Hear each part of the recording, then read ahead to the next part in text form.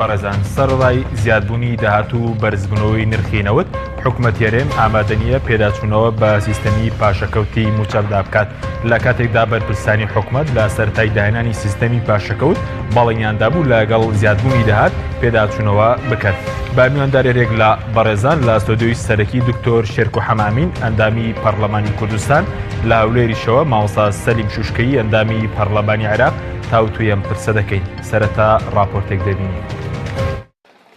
لە سەرەتای داهێنانی سیستەمی پاشەکەوتی موچەوە بەرپرسانی حکوومەتی هەرێم دەیان بەڵێنیان بە موچەخۆراندا بۆ پێداچوونەوە بە سیستەمی موچە، بەڵام هیچیان جێبەجێ نەکرد.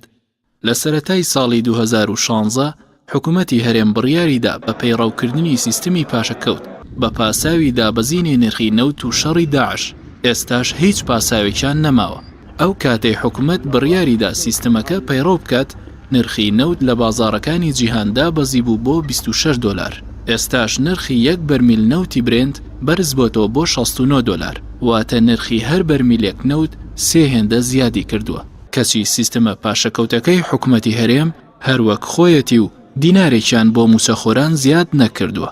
حکوومەتی هەرێم لە 3 شوباتی 2016 لەسەر پرسی موچە کۆبووە و بڕیاری ژمارە 64 دەرکرد و بڕیارەکەش لە 7 بڕگا پێک دێت. بەپێی بڕگەی 5 بڕیارەکە مانگانە پێداچوونەوە بە سیستەمی موچەدا دەکرێت بە ڕەچاوکردنی داهاتی وەزارەتی دارایی. حکوومەتی هەرێم لەگەڵ ئەوەی داهاتەکەی زیادی کرد، بەڵام نەک مانگانە بەڵکو 2 ساڵ زیاترە هیچ پێداچوونەوەیکی بە موچەدا نەکردووە. لەلایەکی ترەوە دوای ئەوەی پەرلەمانی کوردستان لە ناوەڕاستی ساڵی ڕابردوو لەلایەن فراکسیۆنەکانی پەرلەمان جگە لە کۆمەڵی ئیسلامی و بزوتنەوەی گۆڕان کاراکرایەوە، ئەو فراکسیۆنانە بەڵێنیاندا سیستەمی پاشەکەوت هەڵبۆشێننەوە. ئەو فراکسیۆنانەی پەرلەمانی کوردستانیان بە دڵی پارتی کاراکردەوە ئەنوت ئێمە بۆیە پەرلەمان کاراکەینەوە سیستەمی پاشەکەوتی موچە هەڵدەوەشێنینەوە، کەچی دوای 6 مانگ هیچیان نەکرد. لە دوا پێشهاتیشدا سەرۆکوەزیرانی عێراق بەڵێنی دابوو موچەی وەزارەتی تەندروستی و پەروەردە بە تەواوی بنێرێت، کەچی لە دوا ساتەکاندا بەهۆی ڕێکەوتنی ژێر بەژێری بەرپرسانی هەرێم لەگەڵیدا جارێکی دیکە سیستەمی پاشەکەوت بەسەر فەرمانبەراندا سەپێنرایەوە. حکوومەتی هەرێم لە دوای سەپاندنی سیستەمی پاشەکەوت بەسەر موچەخۆرانی هەرێم بە پاساوی کەمبوونەوەی داهات هیچ ئامارێکی ڕاستەقینەی داهاتی هەرێم و کۆی موچەی موچەخۆرانی بە خەڵکی کوردستان نەوتووە، هەرجارە و ژمارەیەک بڵاوکاتەوە. پێداچوونەوە بە سیستەمی پاشەکەوتی موچە لەلایەن حکوومەتی هەرێم لە کاتێکدایە بە وتەی بەشێک لە پەرلەمانتارانی لیژنەی دارای پەرلەمانی کوردستان بە هەموو پێوەرێک حکوومەت دەتوانێت موچەی تەواوی فەرمانبەران بدات، چونکە بەغداد 370 ملیار دیناری ناردووە و ئەمریکاش موچەی بەشێک لە هێزەکانی پێشمەرگە دەدات و حکوومەتی هەرێمیش ڕۆژانە 300,000 بەرمیل نەوت دەفرۆشێت جگە لە داهاتی ناوخۆی هەرێم.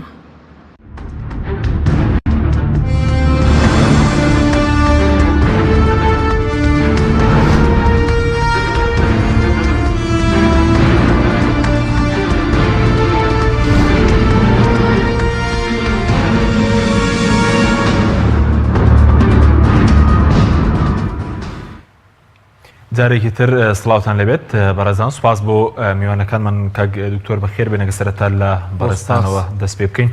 سەبارەت بەو ڕێکەوتنێکی کراوە لە نێوان هەرێم و بەرپرسانی هەرێم و بەغداد لەسەر دووبارە دابەشکردنەوەی موچە بە شێوەی پاشەکەوت وەکو پەرلەمانی کوردستان هیچ زانەرێکتان لە دەربارەی ئەم ڕێکەوتنە چۆنە؟ سڵاو لە بینەران و پیرۆزبایی جەژنی نەورۆز لە هەموو کوردێک دەکەم. درود بۆ ژیانی پاکی شەهیدان، نەمری و سەربەرزی بۆ شەهیدانی بەرخودانی عەفرین کە ئەوە ئێستاکە داگیر کراوە لە بەرامبەر تورکیای فاشزمە بەرخودان و قارەمانیەکەن. لە ڕاستیە ئەوەی کە لەگەڵ حکوومەتی هەرێم لەگەڵ حکوومەتی ئیتیحادیە کردوێتی دیسانی ئەڵێمەوە لە نێوان دوو کەوانە ئەگەر زاراوەی حکوومەت گونجاو و زانستی بێ بۆ ئەم بەڕێوەبردنێکە ئێستاکە لە هەرێمی کوردستانە هەیە، بە هیچ جۆرێک نە ئێمە وەکو حیزب، نەوەکو پەرلەمان، نەوەکو فراکسیۆن، نەوەکو پەرلەمانتارانی فراکسیۆنەکانی تریش لی ئاگادارین. ئەمە جۆرێکە لە سەفقەی ژێربەژێر کراوە لە بینی ئەم دوو دەسەڵاتە لە هەرێم و لە ناوەند، و ئێمە داوامان کردووە بە زووترین کات لە دوای پشۆکانی نۆرۆز و سەری ساڵی کوردی دانیشتنێکی ئاسایی لە پەرلەمانی کوردستان بەڕێوە بچێ و ئەسڵەوەیە کە ئەم ئیتفاقەیە بێتە ناو پەرلەمانی کوردستانەوە و ڕنگ باتەوە لە ناو بودجەی هەرێمی کوردستانە و مناقەشە بکرێ و پاشان قسەی لەسەرکرێ و پەسەند کرێ بەپێی هەم یاسای ژمارەیەکی ساڵی 92 یاسا بژاردننی پەرلەمانی کوردستان هەم بەپێی بڕیاری ژمارەیەکی ساڵی 2005 هەم بەپێی عورفی پەرلەمانیش هەرێمی کوردستانە پێویستە ئەمە بێتە پەرلەمانی کوردستان نەخێر بە هیچ جۆرێک ئەمە نهاتوتە پەرلەمانی کوردستان و ئێمە نەوەکو حیزب نەوەکو فراکسیۆن نەوەکو پەرلەمانتارەکانی هاوڕەشمان لەمە ئاگدارنی بەڵێ ئەو کاری چیە کە بەردەوام بەرپرسانی حکوومەت ڕێکەوتن لە خەڵکی کوردستان دەشارنەوە هۆکارەکەی چییە؟ ئەمە هەرە و دەردەکوشندەیە کە کوردستانی بەم ڕۆژە گەیانووە کە شەفافیت نییە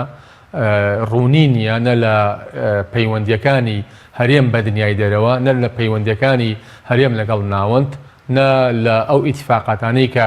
ئەم گروپە بازرگانە سیاسیە کە بە شێوەیەکی زۆر چەتەیی ناشرین هەرێمی کوردستان بەڕێوابن نە عەقدی 50 ساڵە هێنراوەتە پەرلەمانی کوردستان نە ئەوەی لەگەڵ ڕووسنەفتا کردویانە هێنایانتە پەرلەمانی کوردستان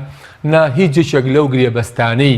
کە کردویانە لە ڕابردووە کە بە گشتی گرێبەستەکان لە زەرەری هەرێمی کوردستانە و لە قازانجی ڕەنگە چەند عائیلە و خێزان و بزنسمانێکی سیاسی هەرێمی کوردستان بێت و وئیلا لە عمومیەتە هەر هەمووی لە زەرری خەڵکی کوردستانە لەبەرەوەی لە ڕاستیان لە قازانجی خەڵکی هەرێمی کوردستان نییە ناچێتە خزمەتی بژاردنەوەی ژێرخانی ئابووری هەرێمی کوردستانەوە ناچێتە خزمەتی پەیداکردنی هەلیکارەوە ناچێتە خزمەتی پتەوکردنی دیموکراسیشەوە لە هەرێمی کوردستانە بۆیە ئەمانە بەردەوام لە خەڵکی شارنەوە چکە پەیوەندی بە خۆیان و بە بەرژەوەندیەکانیان و بەمانەوەی خۆیانەوە هەیە لەم پۆستانەیە کە ئێستاکە بە شێوەیەکی زۆر ناڕەوا وەستەمکارانە بەڕێوەی بەڵام ئەوە تەشیر نییە تۆ ئەم سیاسەتەیەوان بە سیاسەتی چەتەیی ناو دەبێت ئەزانی لە ڕاستیە هیچ جۆرێک تەشیر نییە ئەمە لەبەرەوەی لە ڕاستیدا ئەگەر سیاسەتێکی ڕاست و دروستە و سیاسەتێکە کە لە خزمەتی خەڵکی هەرێمی کوردستانایە و لە خزمەتی با بڵێن دروستکردنی ژێرخانی ئابووری پتەوایە لە هەرێمی کوردستانە ئەبوو ئێستا کوردستان بەم ڕۆژە نەگەشتایە یعنی ئێستاکە ئەمەی ئەمان کە باسیەکەن وەکو وایە نەوتیان کڕیبێک نەک نەوتیان فرۆشتە بێ ینی بەڕێوەبردنی ئەگەر نەوتیشی فرۆشتە بێ هێشتا هەر لەم حاڵی ئێستا کڕیبێت ببوورە هێشتا لەم حاڵی ئێستا ئەمان باشترە ئەمانەی لە ڕاستیە کە قسە و باسییان لەگەڵاکەی ینی بوون بە قەولی خۆیان کە من بڕام بە هیچێک لەو ڕقەمانە نییە ینی دنیای ئەڵێنەوە قەرزاری فلان کۆمپانیاین چ کۆمپانیای ناوخۆی چ کۆمپانیای دەرەکی قەرزاری هەتا پارەی خەڵک کە لە بانقەکانە دایناوە سەرف کراوە سندوقی شێرپەنجە سەرف کراوە ینی هەت باسی هەست پارێکیان لەگەڵاکەی دیار نییە و سەرف کراوە و ئەژدێن ئەو نەشت قەرزاری لەسەری کەواتە ئەمە ئابووریەک نییە بە پێوەرە زانستیەکان بەڵێ سوپاس دەکەم دواتەگرم بڵای بەڕێز کاک دکتۆر مامۆستا سەلیم زۆر سوپاس بۆ بەشداری بە ڕێزیشتان سەبارەت بە و ڕێکەوتنەی کە کراوە لەسەر موچە ئێوە نوێنەری کوردن لە بەغداد تا ئێستا چیتان دەستکەوتووە ئەوەی کە لە نێوان بەرپرسانی هەرێم و بەغداد کراوە ئێستا نیگەرانی دروست کردووە لە لای خەڵکی کوردستان بسم الله الرحمن الرحيم وبه نستعين سلااو ڕێزمان بۆ بەڕێست و میوانە بەڕێزەکەت و هەموو بینەرانی کەناڵی ئاسمانی پەیام لە ڕاستیدا ئەو ڕێکەوتنەی کە لە نێوان حکوومەتی هەرێمی کوردستان و حکوومەتی ناوەندیدا کراوە ڕێکەوتنێکی ژێربەژێرە ئەو ماوەی کە ئێمە لە بەغدا بووین وەفد لە دوای وەفدی حکوومەتی هەرێم دەهات بۆ بەغدا لەگەڵ بەرپرسی عێراقیەکاندا دەنیشت لە دوای گشت پرسیەکەوە کە ڕۆژگاری ئێمەی بۆ ڕۆگەیاند حکوومەتی هەرێمی کوردستان و حیزبی دەسەڵات بە تەواوەتی خۆی ڕادستی بەغدا کردو و لە مسابقەدان لەوەی کە چێهەیان زیاتر بتوانێت لی نێزیک بێتەوە و خەونەکانی کورد لە چاڵ بنێ و هەموو داخوازیەکانی بەغدا جێبەجێکە لە ئێستادا ئەوەی کە بەغدا ئیقناع کردو و قەناعەت پێهێناوە بۆی کە عەبادی خۆی بە درۆ بخاتەوە لە بەرامبەر هەموو گەلی عێراق و هەرێمی کوردستاندا بڵێ ئەو موچێ بۆ هەموو موچەخۆرانی فەرمانبەرانی هەرێمی کوردستانە ئەوەیە کە بە تەواوەتی هەموو ئەو داخوازیانی عەبادی لە هەرێمی کوردستانی ویستووە بە زیادەوە بۆی جێبەجێ کراوە و ئەوەی کە ئێستاش دەبینین جێبەجێ نەکراوە تەنها لەسەر ئالێت و لایەنی فەنی ماوە بۆیە توانیویانە کە هەردووک لا ئیقناع بن کە ئەو ڕێککەوتنە ئاشکرا نەبێ بۆ ڕایگشتی لەبەر دوو هۆکار یەکەم ئەوەیە کە ئەو ڕێککەوتنە تووڕەیی شەقامی کوردی و عەرەبی لێ دەکەوێتەوە هۆکاری دووەم ئەوەیە کە کاریگەری دروست دەکات لەسەر دەنگەکانی ئەو دوو دەسەڵاتی ناوەندوی دەسەڵاتی هەرێمی کوردستان چونکن ئەو ڕێککەوتنە ئەوەندە قێزەون و ناشرینە ئەگەر بێت و ڕایگشتی بیزانێ کاریگەری لەسەر نەتائیجی دەنگدانەکان دەکا بۆیە هەردووگلان لە ئێستادا یەک ڕێککەوتون لەوەی کە لەو تەوقیتەدا ئەو ڕێککەوتنە ئاشکرا نەکرێت بۆ ڕایگشتی و بەو شێوەیە بەنهێنی بهێشترێتەوە چونکن ئەو کەسانەی کە خۆیان هەڵدەکێشا بەسەر خەڵکەکانی بەسەر ئێمەدا ئەوانەی پێیان وابوو تەنها ئەوان نیشتیمان پەروەرن و خەڵکەکەی دیکە خەڵکێکی بەکرێ گیراوە و بە تەوجیهاتی وڵاتانی دەوروبەر کار دەکات لە ئێستادا دەبینین کە چۆن خۆیان ڕادستی بەغدا کردوتەوە و چۆن ئەو هەموو 150 خاچی هەرێمی کوردستانیان تەسلیم کرد هەموو ئەو داخوازیانەی بەغداش کە ئیتیحادی و نائیتیحادین بە تەواوەتی ئامادەی خۆیان دەربڕیوە ڕادستی بەغدای بکەن ئەوەش کاریگەری لەسەر عاقیبەتی ئەوانە دروست دەکا و سەرنجامی ئەوانە دروست دەکا هەر بۆیە ڕێککەوتنەکە بۆ ڕایگشتی ئاشکرا نەکراوە ئێمەش وەکو پەرلەمانتار ئاگاداری وردەکاریەکەینین بەڵام ئاگاداری ئەوەی هەین کە بەرپرسە عەرەبەکان دەڵێن ئەو بەرپرسانەی لە هەرێمی کوردستانەوە دێن بە تەواوی مەعنا ورایان دابەزێ و بە تەواوەتی تەسلیممان بوون بەڵام ئێوە لە سەرچاوەکانەوە کە لە عێراقا ئێوە پەرلەمانتانە تا ئێستا نەتان توانیوە ناوەڕۆکی ڕێککەوتنەکە ئاشکرا بکەن ناتوانن ئاشکرای بکەن لە ڕێی سەرچاوەکانەوە کە داقەکەی چییە بۆی بۆ خەڵک ڕوون بێت ئەو وەفدانەی کە دێن لە ئاستی پلەیەکن نایە لە ئاستەکانی خوارەوە دێن دووش کە دێن لە فندق ڕەشید پێشوازی دەکرێن و هەر لەوێش دانیشتن دەکرێت ئەوانەی کە پەیوەندیان پێوەکردن لەو دوایی کە وەفدێکات لە بەشی سەربازی و مەتارەکان و خاڵەکانی سنوور و هەموو ئەوانە پێکات بوون بە سەرۆکاتی وەزیری ناوخۆ ئەوە بووە کە لە هیچ شتێکدا گرفتیان نەبووە بۆ گرفتیان نەبووە لەبەرەوەی هیچ ڕەدێک و دەستیان بە بەردەستی حکومەتی عێراق نهێنا حکومەتی عێراق چی لەسەر فەرز کردوون ئەوان گوتیانە بەڵێ بۆیە ئەوەی ئەو حکومەتی ئێمە لە ساڵانی پێشوشدا هەروە بووە خۆ ینی چێ توانیوێتی لەو حیزبە دەسەڵاتدارانە زیاتر خۆ بەرێتە پێش لە حکومەتی ناوەندیان لە حکومەتەکانی دەوروبەر تاوەکو خۆیان بمێننەوە لەسەر لە دەسەڵاتدا بۆیە لە ئێستادا ئەو ڕێککەوتنە بۆ ڕایگشتی ئاشکرا نەکراوە بە شێوەیەکی نهێنی بەڕێوە چووە بەڵێ زۆر باشە بەڵام خەڵک قسەی لەسەرەوەی ئێوە کە لە بەغدادن بۆچی یەکێتی و پارتی دەتوانن ڕێککەوتن لەگەڵ عەبادی بکەن بۆیەوە نەتانتوانی مەسەلەن ئەگەر ڕێککەوتنی لەگەڵ بکەن بۆی کە ڕاستەوخۆ موچەکە بدرێت بە وەزارەتەکان و بگات بە دەستی فەرمانبەران بەبێ پاشەکەوت لە کاتێکدا ئێمە لەگەڵ عەبادی لە قاعەی دەستوری لە ئەنجومەنی نوێنەران هەموو ئەندامانی کوردیش بەشدار بوون لەگەڵی دانیشتین ئەو پرسیارانەمان هەموو لێکرد گوتی ئێمە موچەی دوو وەزارەت دەدەین بە تەواوەتی بەبێ پاشەکەوت و وەزارەتەکانی دیکەش حکومەتی هەرێمی کوردستان موچەکەی دەدا بەبێ پاشەکەوت بەڵام کاتێ حکومەتی هەرێمی کوردستان ئەوەندە کەوتوتە ژێرباری قەرز بە تایبەتی لەگەڵ تورکیا کە نزیکەی زیاتر لە 4 ملیار دۆلار قەرزاری تورکیایە لە نەتیجەدا کە خۆی هەرێمی کوردستان نەوتی ڕادستی تورکیا کردو لە ڕێی تورکیاوە فرۆشتویەتی دەبوایە تورکیا قەرزاری هەرێمی کوردستان بە بەڵام بەعکسەوە ئەوەی جێگای سەرنجە جگە لەوەش کە گلەی ئەوەمان لە بەڕێز عەبادی کرد کە نەوتی کەرکووک لە ئێستادا لەژێر فەرمانڕەوایی ئێوەدایەوە دەبێ ئەو جار نەوتی کەرکووک بفرۆشترێ و بەشێک لەو نەوتە دابین بکرێ بۆ هەرێمی کوردستان نەیشاردەوە کە جۆرێک لە ئالۆزی لەو نەوتە و لەو گرێبەستانەدا هەیە کە حکومەتی هەرێم هەستاوە بە تەنسیق بە تایبەت هەردوو حیزبی دەسەڵات بۆ 2022 نەوتی کەرکووکیان وەکو سەلەم پێشتر فرۆشتووە پارەکەیان وەرگرتووە بۆیە ئەوانە هیچ شتێکیان نەیەشتەوە بۆ ناوە و لە بیریشمان نەچێک لە ئێستادا لەو تەوقیتەدا بۆ ئەندام پەرلەمانەکان ناتوانن وەکو پێویستی بکەن لە قۆناغی کۆتایی پەرلەمان داین لە ئێستادا ئێمە نێردراوینەوە بۆی کە خولی پەرلەمان کۆتایی هاتووە تەنها یەک جەلسەی ماوە بە ناوی جەلسەی وەداع و خواحافیزی و کۆتایی بەو دەورەیە دێ لە ئێستادا تۆ ناتوانانی ینی ڕێکەوتنەکەیان درێژە پێچێشاوە تەطویلیاندا تا کەوتە کۆتایی دەورەی پەرلەمانەوە بۆیە لە ئێستادا زۆر زەحمەتە بتانی تۆ وەکو پەرلەمانتارێک بچێ بنج و بناوانی ڕێکەوتنەکان بەڵام ڕوون ڕۆشنیشەکە و ڕێکەوتنە تەنها بۆمانەوەی هەردوو حیزبی دەسەڵات. بەڵای سپاس دەکەم کاک دکتۆر سەبارەت بۆی کە پێشتر بەڕێستان باسان لەو کرد داوای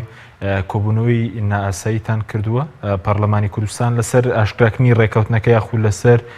قسەکردن لەسەر باشکردنی موچە. ئێمە لە دیاریکراوی لە ڕۆژی حوتی 12 2007ەوە بەپی مادەی 54 لە پەیڕێوی ناوخۆی پەرلەمانی کوردستان بە ژمارەی یاسایی پەرلەمانتاران داوامان کردووە کە ئەنجومەنی هەرێمی بۆ کاروباری نەوت و گاز کە پێکهاتووە لە سەرۆکی حکوومەت جێگرەکەی وەزیرەکانی دارایی سامانە سروشتەکان پلاندانان و سکرتێری ئەنجومەنی وەزیرانی تایدا ئەندامە ئەمانە بێنە بەردەم پەرلەمانی کوردستان بە ڕوون و ڕاشکاوی بە خەڵکی هەرێمی کوردستان بڵێن چارەنووسی موچە چارەنووسی پاشەکەوت موچە پاشەکەوت کراوەکان مەسەلەی نەوت قەرز لە سەر هەرێمی کوردستان چەند نەوتیان بە پارەی پێشوەخت فرۆشتووە چەند قەرزارن ئەگەر بەڕاستی قەرزارن کە من خۆم هیچ بڕواایەکەم بەوە نییە کە ئەمانە ئەڵەن قەرزارین ڕاستیدا و قەرزیان بۆچی کردووە تا ساڵی چەند نەوتیان بە پارەی پێشوەخت فرۆشتووە هەموو ئەمانە داوامان کردووە لە باتی جارێت چەندین جار جیان لەمەش مەسەلەی پرساندنی وەزیرەکان و لە هەموو کۆبوونەوەیەکشا لە سەرەتای کۆبوونەوە ناوەڕاستی کۆبوونەوە بە پێی دەرفەتی یاسایی و بە نوقەی نظامی داوای ئەمانەمان کردووە بەڵام ئەم دەستەی سەرۆکایەتی پەرلەمانی کوردستانە تایسە ئامادە نییە ئەمانە بخاتە بەردەم پەرلەمانی کوردستان یەکێک لە عورفە هەرە خراپەکان کە لەم پەرلەمانە لەم خولی چوارەمە لەسەری ڕاهاتوون کە زۆر جار دووبارەیەکەنەوە ئەوژ ئەوەیە بە ناوی لیژنەی معنیەوە سەرۆکی حکوومەت و جێگرەکەی و چەند وەزیرێک هەموو جارێت دیێن لەگەڵ دەستەی سەرۆکاتی پەرلەمانە لە ژوورێکی داخراوە دائەنیشتن و بەبێ ئەوەی ئیتر بیاڵن تەواوی ئەندامانی پەرلەمان ئاگایان لە قەزەکە بێ و بە تایبەتی لە دوای ئەم مەسەلەی بەغدا و هەرێمەشەوە بەڵێ ئێمە داوامان کردووە بە پێی مادەی 6 لە پەیڕێوی ناوخۆی پەرلەمانی کوردستان کەوا دەسەڵاتی دەستەی سەرۆکایەتیە و هەمیش دەشتوانێت واژۆ بکۆکرێتەوە بە زووترین کات لە دوای پشوەکانی نەورۆز و سەری ساڵ کۆبوونەوە بکرێ هەم لەسەر ئەم ئیتیفاقیە هەم لەسەر موچە هەم لەسەر هەموو ئەو پرۆژانەی کە پەیوەندیدارن بە ڕاهەندی دارایی و پەیوەندیدارن بە ژیانی خەڵکی هەرێمی کوردستانەوە بەڵام تایسە وەڵام نەدراوێتەوە و لە ڕاستیشە لە ئێستادا دەستەی سەرۆکاتی لێرە نین لەگەڵ وەفدێکی پەرلەمانیە لە دەرەوەی وڵاتن بەڵام گرنگە لەگەڵ گەڕانەوەیان بۆ ناو هەرێمی کوردستان و لەگەڵ تەواوبوونی پشوەکانی نەورۆز و سەری ساڵ بە خێرایی ئەم دانیشتنەی پەرلەمانی کوردستان بکرێ چۆن ناکرێت لەمە زیاتر یعنی خەڵک لەم ڕەزالەتی و لەم بێموچەیی و لەم قەیرانە بژی و ناکرێت لەمە زیاتر ئەم گروپەی کە دەسەڵاتداریەکەن لە هەرێمی کوردستانە ئەمەندە خەمساردانە ئەمەندە بێباکانە ئەمەندە نامەسئولانە لە دوورەوە سەیری ژیانی هاوڵاتیان بکەن ئەوە ساڵێکی خوێندن خەریکە لە فەوتێ ئەوە خزمەتگوزاری لە نەخۆشخانەکانە ئێستاکە بەهۆی پەشی کەوتووە کە مەسئولی یەکەم لێی ئەم حکوومەتە شکست خواردووەیە دیسانیڵێمەوە ئەگەر زاراوی حکوومەت بۆ ئەمانە ڕاست بێ ناکرێت وڵاتێک پڕ لە قەیران و لەو لاشەوە یعنی لە ئەنجامی سیاسەتی ئێرە و حکوومەتی ئیتیحادیە خەڵک بێ بە قوربانی یعنی ئێستا دەرکەوت کە حکوومەتی ناوەندیش سیاسەتەکە لەگەڵ خەڵکی هەرێمی کوردستان و لەگەڵ موچەخۆران و لەگەڵ فەرمانبەر و مامۆستایانە ئەویش لە ڕاستیە ئەوێت ئەم بابەتە وەکو کارتێکی ئینتیخابی بەکاربێنێ بۆ ئەوەی جارێکتر پێی بێتەوە بە سەرۆک وەزیران و ئەمانەش لە ڕاستیە لەبەرەوەی لە ئەنجامی هەڵات تێگەیشتنیان لە سیاسەتی نێودەوڵەتی لە ئەنجامی ناکاراییان لە تێگەیشتن لە سیاسەتی نێودەوڵەتی و نەتوانیان لە خوێندنەوەی ڕاست و دروستی هاوکێشە ئیقلیمی نێودەوڵەتەکان ئەوە بوو ڕێفراندۆمیان کرد و ڕێفراندۆمیش بەبێ خۆ ئامادەکردن بەبێ زەمینەسازی دۆستەکان هاواران کرد ئەحزابی ناوخۆ هاواری کرد ئیقلیم وڵاتانی جیهان وڵاتێکی وەکو ئەمریکا وەزیری خارجی ئەمریکا بەڵام ئەمەندە لە ڕاستیان لە خۆبایی بوون و ئەمەندە با بڵین بە کۆمەڵێک ڕاوێژکاری نامەسئول کەوتبوونە داوەکەوە ئەوە بوو کە کوردستانیان بەم ڕۆژە گەیاند و لە ئەنجامی با بڵین ئیتفاقی ژێربەژێری خیانەتی 16 ئۆکتۆبەری شا لە 150 قاچی کوردستانیان دانا و ئێستاکە هیچ دەرەتانێکیان نەماوە کە خیانەتیان کرد لە خەڵکی کوردستان. بێگومان ئەمەی لە هەرێمی کوردستانە ڕوویداوە بەڵێ خیانەت چییە؟ تۆ لە لەحزەیەکە بە 150 خاچی هەرێمی کوردستان لە دەست ئەدەی و ئێستاکە زۆر بە شێوەیەکی با بڵین شکست خواردوانە ئەڕۆیت تەسلیمی بەغا ئەبیتەوە جارێکی تر، ینی چی ماوە ئەمانە لە ڕاستیدا ئێستا تەسلیمی بەغای نەکەنەوە، هەر لە مەسلەی داهاتەوە خاڵە سنووریەکانە مەتارە و زۆر بابەتی تریش ئەوە تاکوونە ئێستاکە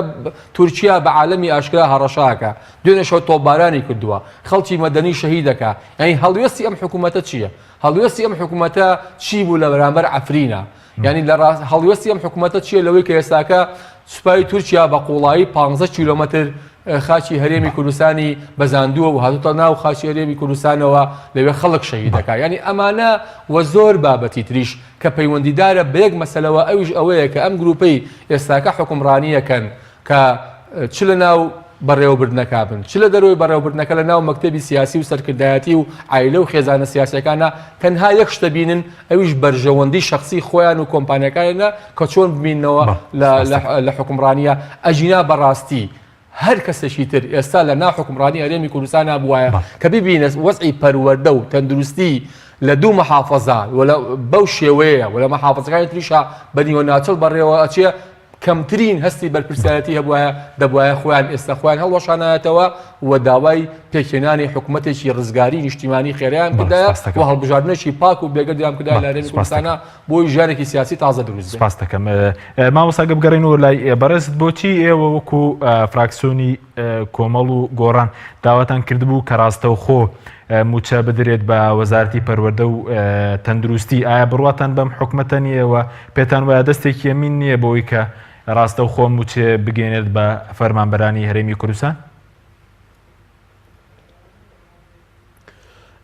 ئێمە نەمان شاردوێتەوە کە حکوومەتی هەرێمی کوردستانمان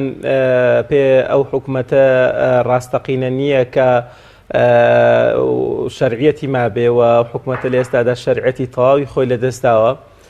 ئەوەی هەیە تەنها لە ڕووی ڕووکەشەوە پێی دەگوتری حکوومەتی هەرێمی کوردستان حکوومەتێکە نەتوانێت خاچی هەرێمی کوردستان بپارێزێ، نەتوانێت ئاسمانی هەرێمی کوردستان بپارێزێ، حکوومەتێکە نەتوانێت موچە بۆ فەرمانبەرانی خۆی دابین بکە، حکوومەتێکە نەتوانێت هەڵبژاردن بکە، حکوومەتێکە نەتوانێت کەرتی کوشت و کاڵ ببژێنێتەوە هەلی کار بڕەخسێنێ، حکوومەتێکە نەتوانێت هیچ شتێک بۆ هاوڵاتیان و دانیشتوانی خۆی بکە، حکوومەتێ داوای دوو موچەی دوو فەرمانبەر لە وەزارەتی لە بەغدا بکە، حکوومەتێ داوای موچەی پێشمەرگە لە ئەمریکا بکە، هەر ماوە داوای موچەی ئەوقاف لە سعودیە بکە. نازانم حکوومەت چ معنایەکی هەیە تەنها بۆ ئەوی ئەوانە لە دەسەڵاتدا بمێننەوە. ئەو حکوومەتە تەنها ئەوەیە سەرۆکێکی هەیە و چەند وەزیرێکی لەگەڵدایە و پێیان دەگوترێ حکوومەت دەنە لەسەر ئەرزی واقع. ئێمە حکوومەتێکی ڕاستەقینەمان نییە لە هەرێمی کوردستان. ئەو حکوومەتە تەمەنی خۆی درێژ کردوتەوە، بە تەمەنی پەرلەمانی درێژ کردوتەوە، هیچ مستاقیەتێکی لە ناو خەڵک و جەماوەر و هەموو پێوەرەکانی ئیقلیمی نێودەوڵەتیدا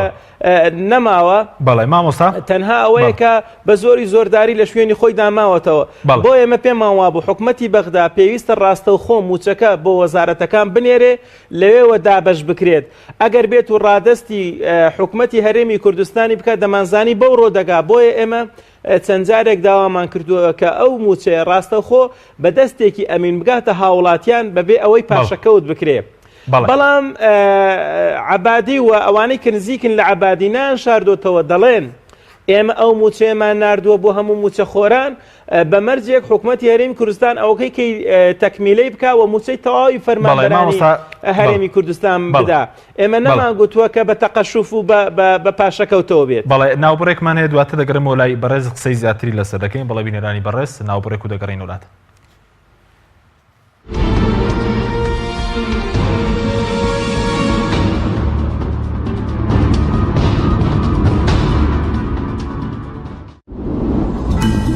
تۆپ ئارت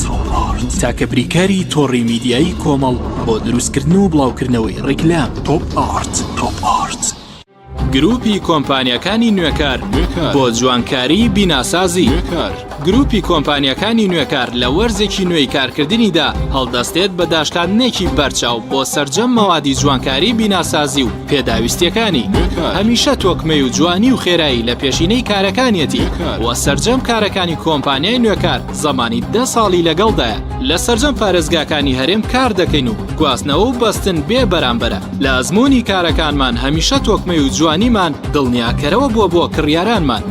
ناونیشان کەلار شەقامی سەرەکی لیوا بازار بەرامبەر مزگەوتی تەقوا گروپی کۆمپانیەکانی نوێکار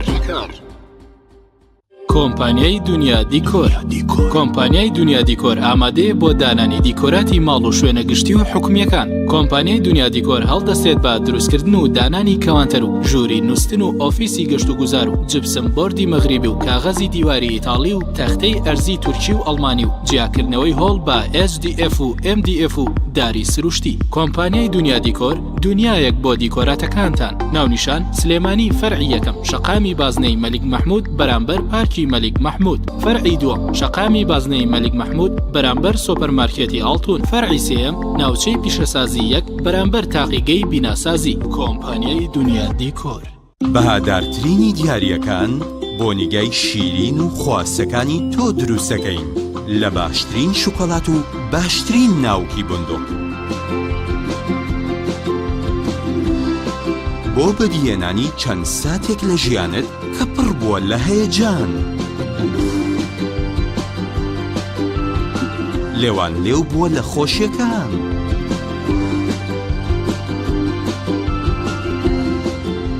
ئاوێتە کراوە لەگەڵ عیشق و ئەوین شۆکۆلاتەی بندوقی تاڵی فەرماند پڕاوپڕ لە عیشق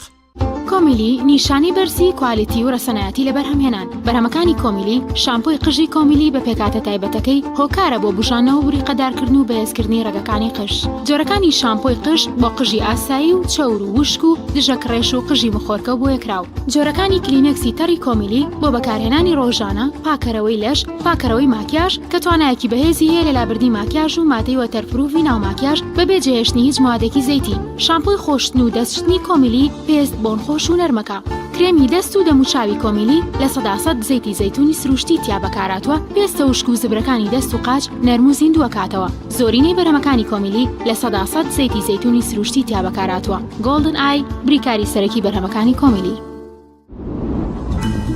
تۆپ ئارت تاکە بریکاری تۆڕی میدیایی کۆمەڵ بۆ دروستکردن و بڵاوکردنەوەی ڕیکلام تۆپ ئارت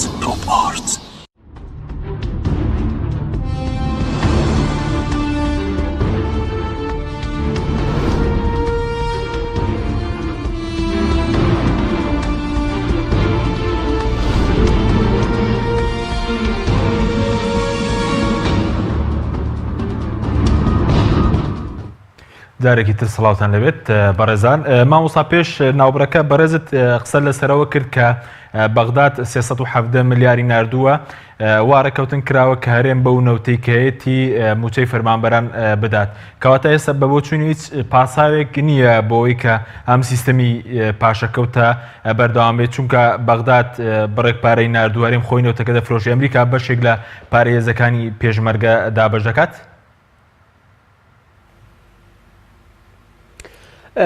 لە ڕاستیدا حکوومەتی هەرێمی کوردستان لە ئێستادا هیچ هەنجەتێکی لەدەست نەماوە هەموو ئەو هەنجەتانەی کە پێشتر دەیدۆزینەوە و دروستی دەکردن لە ڕاستیدا کە لە ئێستادا ئێمە لە شەڕی دژی داعشین ئێمە ناتوانین نەوت بفرۆشین ئێمە مەترسیمان لەسەرە نرخی نەوت دابەزیوە و بەغدا هیچ بڕەپارەیەکمان بۆ نانێرێ بۆیە نیوە موچە تەوزیع دەکەین لە ئێستادا ئەو هەنجەتانەی کە پێشتر حکوومەتی هەرێمی کوردستان لەگەڵ موچەخۆران و فرمانبەرانی هەرێمی کوردستاندا دەیکرد هەموو ئەو درۆ و هەنجەتە نابەجیانەی ئێستا لەدەست داوە بۆیە شتێک نەماوەتەوە کە حکوومەتی هەرێمی کوردستان پەنای بۆ بەرێت تەنها کاتکوشتن نەبێەوە دەیە بکەینە ناو پروپاگەندەی هەڵبژارنەکانەوە تاوەکو جارێکی دیکە بابەتی موچە لەبیر فەرمانبەرانی هەرێمی کوردستان بەرێتەوە دەنا حکوومەتی هەرێمی کوردستان ئەو نەوتەی کە هەیە دەیفرۆشێ و عبادینەی شاردەوەکە نزیکەی 90 بیرە 90 بەس لە خورمەڵە هەیە وەرە ژێردەسەڵاتی هەرێمی کوردستانە هەرێمی کوردستان نەوتەکەی بۆ خۆی دەفرۆشێ و هیچ ڕێگریەک لە نەوتی هەرێمی کوردستاندا نیە و نرخەکەی بۆ 69 دۆلار بەرز بۆتەوە. یعنی سێ قاتی ئەوەی کە پێشتر حکومەتی هەرێم بە هەنجەتی ئەوە موچەی فەرمانبەرانی کرد بۆ چارەگە موچە و نیوە موچە و ئەو ڕەپارەژی کە لە بەغداوە هاتووە بای هەردوو وەزارەتی پەروەردە و تەندروستی کردووە حکومەتی هەرێمی کوردستانی ئەدی باشە بۆچی ناوی حکومەتە بۆ ئەو ناوە لە خۆی ناکاتەوە کە ناتوانێت ئەو وەزارەتەکانی دیکە کە تقریبا نیوەی ئەو دوو وەزارەتە دەکەن بۆ ناتوانێت موچەکەیان بدا ئەو پارەی چی لێ کردووە لەکوێی شاردۆتەوە ئەو نەوتە بەچی دەفرۆشێ خۆ هەمووی ناکاتە خەڵات و دیاری بۆ وڵاتانی دنیا خۆ دەبێت پێمان بڵێ ئەو نەوتە بای چەندە چۆن دەیفرۆشێ لەکوێیدا دەنێ بۆ پارەکەی دیار نییە بۆیە حکومەتی هەرێمی کوردستان هیچ هەنجەتێکی نەماوە و دەبێ بەڵێ ئەی بەبۆچوونی تۆ چی هەڵدەگرێت کە بەڕێز دەڵێ هیچ پاساوێک نەماوە پاساوی شەڕی داعش بەرزبوونەوەی نرخینەوەت کە پێشتر بە ئەو کاتێکم سیستەمی پاشکەوتی موچیانداینا 26 دلار و ئێستا نزیک بۆتەوە لە 70 دلار 69 دلار داعش کۆتایی پێاتەوە و بڕپارێ لە بەغداتەوە ئەی پاساوەکە چی ئێستا کە موچە باش ناکەن بەبۆچوونیەوە چی هەڵدەگرێ من پێما حکومەتی هەرێمی کوردستان لە پێناومانەوەی خۆیان پارەیەکی زۆریان بە هەدەرداوە و بە خەڵات تەوزیعیان کردووە و شەریکاتەکانیان پێداعوت کردووە وەکو ڕیشوە بەکاریان هێناوە بۆ وڵاتانی دنیا هەروەکو چۆن وڵاتە دیکتاتۆرەکان هەڵدەستن بەشێکی زۆر لە پارە لە میلەتی خۆیان دەگرنەوە دەیکەن بە خەڵات و زێر و دیاری دەیبەخشن بە وڵاتە زلهێزەکانی جیهان تاوەکو دەسەڵاتیان لەکەدار نەبێ وەک چوار پێچکەی کورسەکەیان لەق نەبێ من پێم وایە بەشێک لە بەرپرسانی هەرێمی کوردستانیش بۆ حاڵە ڕۆیشتون لە ئێستادا یەکشت زۆر مهمە ئەگەر هاتبا لە هەرێمی کوردستان دادگایەکی ڕاستەقینەی سوڵتەی قەزایی هەبە توانرا بە ئەو بەرپرسانە درابانە دادگا تاوەکو لەوێ بۆ ڕای گشتی ئاشکرا بوو بە ئەو پارەچی لێ هاتوو چۆنیان فرۆشتووە چونکە حکومەتی هەرێمی کوردستان کە لە دانیشتنەکەی ئێمە لەگەڵ سەرۆکی ئەنجومەنی وەزیرانی عێراق وتی حکومەتی هەرێمی کوردستان نەوتی فرۆشتووە بەڵام ئەوەی جێگای سرنجە نەوتی پارەی لە تورکیا قەرز کردو بۆ موچە نەوتەکەی فرۆشتوێتی بەچی داوە لەکوێی سەرف کردووە ئەوە بەڕاستی یعنی جێگای تەعەجوبە و بۆیە موچەخۆران و فەرمانبەران و مامۆستایان و هەموو وەزارەتەکان موچەخۆری هەموو وەزارەتەکان پێیان قبول ناکرێ هاوڵاتیانی هەرێمی کوردستان پێیان قبول ناکرێ خەون دەبینن بۆ ڕۆژەوە کە ئەو حکومەتیان لەبەر چاو بزر ببێت. بەڵێ سوپاس دەکەم مامۆستا کە دکتۆر بگەرم و لای بەر پێشتر لە ناوەڕاستی مانگی نوێی ساڵی ڕابردوو کۆمەڵێک فراکسیۆن جگە لە کۆمەڵ و گۆڕان پەرلەمانیە کارەکەدەوە بەڵێنی ئەویاندا کە بە خەڵک بۆی پەرلەمان کارەکەنەوە بۆی کە سیستەمی موچە باش بکرێ سیستەمی پاشەکەوت هەڵبۆشێتەوە بۆچی ئەمەیان نەکرد بە بۆچوونیەوە ڕاستیە ئەوە هەر جۆرێک بوو لە بەهانەهێنانەوە بۆی کە ئەو جەلسانەی بیدایەت کراوە بۆ مەسەلەی شەرعانەکردنی ڕێفراندۆم لە هەرێمی کوردستانە ئەوە پرسیارە وایە ئەوان خۆیان بەڕوونی ئێستاکە وەڵامی خەڵکی هەرێمی کوردستان بنەوە بەڵێ زۆر لایەن هەبوون یانوت ئێمە پەرلەمان بۆیە کاراکەینەوە یاخود ئەخینەوە ئیش بۆەوەی کە پاشەکەوت هەڵوەشێتەوە بۆی ژانی خەڵک چاک بێ بۆی یاسای سەرۆکایەتی هەرێم دەستبەرداری نابین مەسەلەی سیستەمی پەرلەمانیەوەوانە بەڵام هەموو ئەمانەمان بینی هیچی جێبەجێ نەکات لە ڕاستیە ئێستا بە جۆرێک پەرلەمانی کوردستان بەڕێوە ئەبرێ کە ئەتوانێت بڵێ تەواوکەری کارەکانی حکوومەتە ینی بکوتم ئێمە لە حوتی دوانزەوە دوای ئەوەش بۆ چەندین جار داوامان کردووە کە ئەم گروپەی کە ئێستاکە مەسەلەی داهات و نەوتیان بەدەستەوە بێنە بەردەم پەرلەمانی کوردستان بەڵام ئەم دەستەی سەرۆکایەتی پەرلەمانی کوردستانە ئامادە نین بیخەنە بەرنامەی کارەوە ینی بۆیە لە ڕاستیدا من نەتوانمەوە بڵێم من پەرلەمانتار هەتا لە فراکسیۆنەکانی پارتی وێشێتیش ینی ئەوانیش پەرلەمانتاری زۆر باشی تایە کە لە ڕاستیە ئەویش ئەوێت ینی لە بەردەم دەنگدەرەکانی خۆیان لە بەردەم خەڵکە کارێ بکە بۆەوەی کە بتوانێت ینی بڵێت ئێمە ئەمەمان کرد لە پەرلەمانەوە بەڵام ئەم بۆکوتم ئەم دەستەی سەرۆکایەتی پەرلەمانی کوردستانەوە پێچێت بە جۆرێک لە مەرج ویستی بێتیان ئەم پەرلەمانە ئیشکاتەوە کە ئەویژەوەیە ئاوا ئیشەکانی بڕابڕ. بەڵێ بەس ئێستا هیچ پاسایەک ماوەکو پرسیار مامۆستاش کرد بۆی کرسکاری موچە نەکەن. لە ڕاستیدا هەر خۆ بڕیاری نایاسایی پاشەکەوت 64 لە 2016 هەر خۆی لە خاڵی پێنجەمە ئەڵێ مانگانە پێداچوونەوە بەم پاشەکەوتا ئەکرێ بە پێی بوونی داهاتە. ئێستاکە نەوت نزیکەی 67 دلارە. ئەوە با بڵین ڕۆژانە بە ئاعترافی سەریحی حکوومەتی هەرێمی کوردستان ئەگەر زاراوەی حکوومەت بۆ ئەمانە دیسان ڕاست بێ ئەوە 350,000 بەرمیل لەو تەفرۆشن. باشە 130 میلیارد دینار داهاتی ناوخۆیە بە پێی قسەی وەزیری دارایی لە ناو پەرلەمانی کوردستانە کردی. ئەمریکا بەشێک لە پارەی پێشمەرگە دابینەکە و هەروەها ئێستاکە وەتانە لەگەڵ ئەم حکوومەتی ناوەندیشە ئەم ڕێکەوتنیان کردووە کە با بڵین 370 میلیارد دینار و 120 میلیارد دینار بۆ مەسەلەی ڕعایی اجتیماعی و بەشێکی تر لە پارە ئەنێرێ بە پێی قسەی یەکێک لە ئەندامانی پەرلەمان لە لیژنەی دارایی کامیوارە من لە سایتەکانە خوێنمەوە کە حکوومەتی ئیتیحادی ملزەمە بەوەی کە ماگانە حدودی 450 میلیارد دینار بێت. دیگە لەو 370 میلیارە 120 میلیارد دینار بۆ مەسەلەی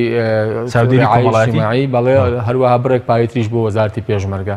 یعنی وعبادیش زۆر بەڕوونی دوێنێ لە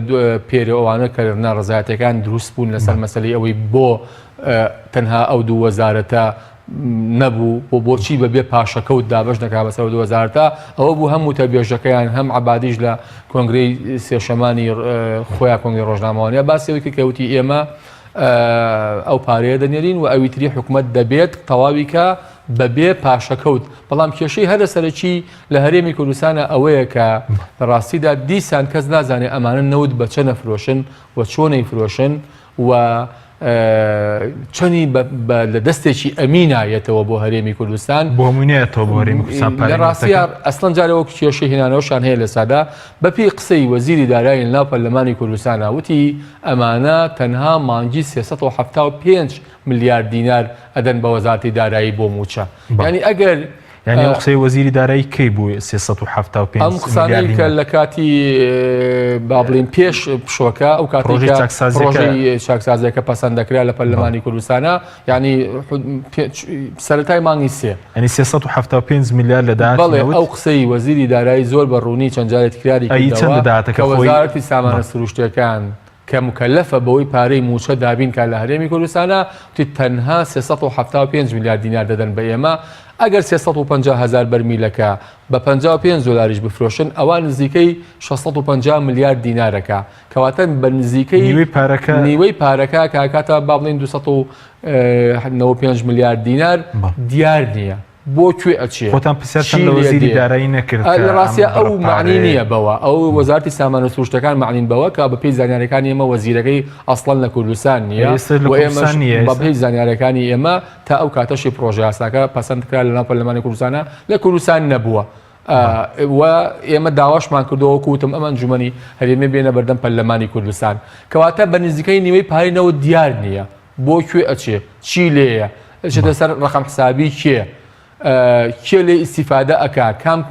حیزب ئیسیفادەی لێەکە کام کۆمپانیای حیزبی ئیسیفادەی لێەکە هەموو ئەمانە یعنی پرسیاری بێوەڵامن لە هەرێمی کوردستانە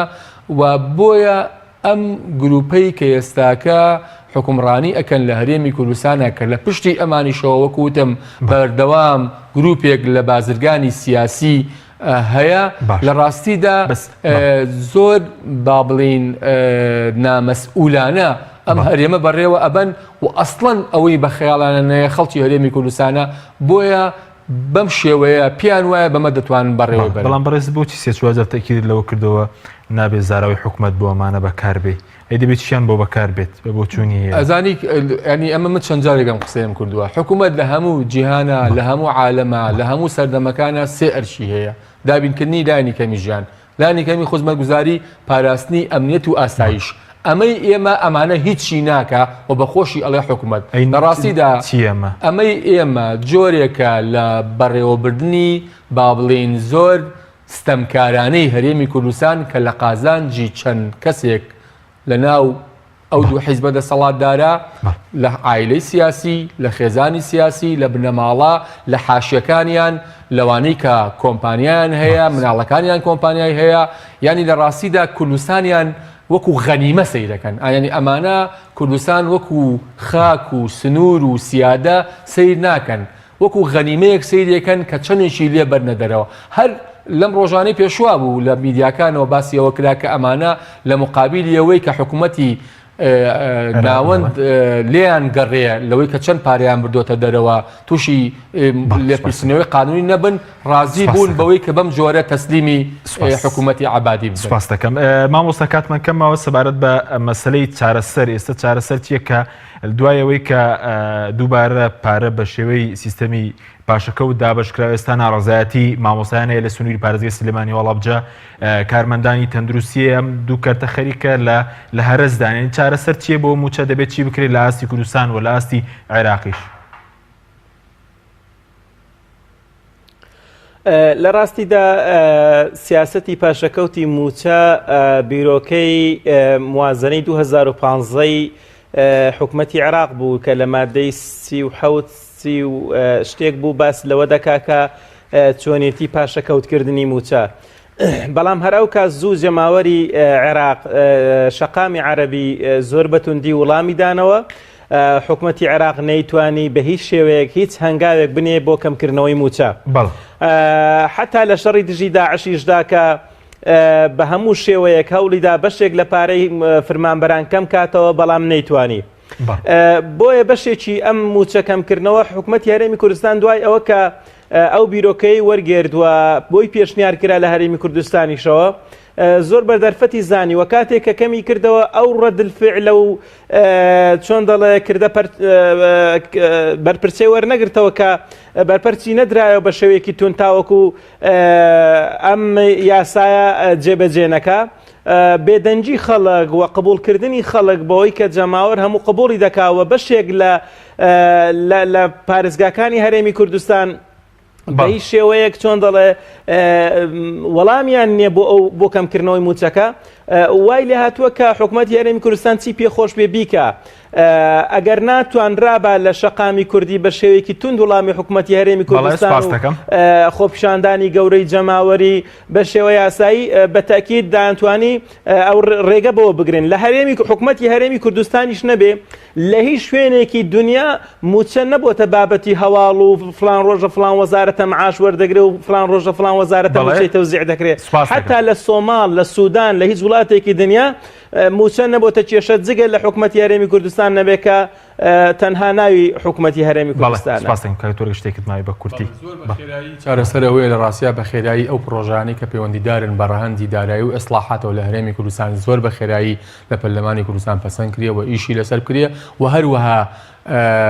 شەقام و پەرلەمان بەیەکەوە بەستێتەوە بە جۆرێکی زۆر ڕێکوپی قیادەی ئەم ناڕزایەتیانە بکرێ و فشاری جدی لەسەر ئەم گروپە حکومڕانە لە هەرێمی کوردستانە دروست کرێت چونکە ناکرێت لەمە زیاتر ژیانی خەڵک بخرێتە گەمەیەکی سیاسی ناشرینەوە لە نێوان حکوومەت و ناوەندا و هەموو ئەو هێزانەشی کە لە دەرەوەی یەکێتی و پارتین بەرەیەکی یەکگرتووی تۆکمە دروستکەن بۆ ئەوەی کە بتوانن ئیتر ئەم سیاسەتی تاوانخوازی و تاڵانکاریە کۆتایی پێبێت. بۆ بەرەزان دکتۆر شێخ حەمانی ئەندامی پەرلەمانی کوردستان و بەڕێز مامۆستا سەلیم شوشکەی ئەندامی پەرلەمانی عێراق سوپاس بۆ بینێنانی بڕێز سوپاس بۆ ئەو کارانم تا بەرنامەیەکی تر خواتان لەگەڵ.